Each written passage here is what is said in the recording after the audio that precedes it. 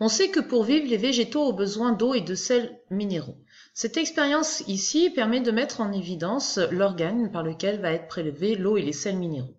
Si on regarde une racine de plus près, on s'aperçoit qu'ici, dans cette zone, il y a les poils absorbants.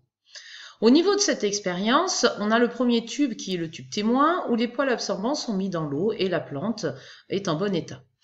On a le tube numéro 2 où cette fois-ci aussi on a mis les poils absorbants dans l'eau, mais on a mis un petit peu d'huile au-dessus et on voit aussi que la plante se porte bien. Par contre, dans ce troisième tube, nous avons mis les poils absorbants dans l'huile et le reste de la racine dans l'eau. Là, on voit que la plante ne se porte pas bien, ce qui veut dire qu'il n'y a pas eu d'échange et que la plante n'a pas pu absorber de l'eau et des sels minéraux, ce qui nous permet de conclure que c'est bien au niveau des poils absorbants que va se passer cette absorption.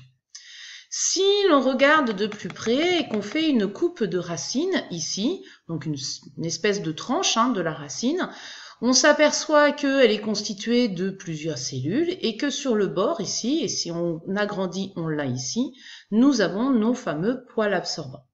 Ce qui nous permet de conclure à la fin et de faire ce schéma suivant, que l'eau et les sels minéraux vont rentrer par ces poils absorbants et ensuite vont pouvoir diffuser tout au long du végétal.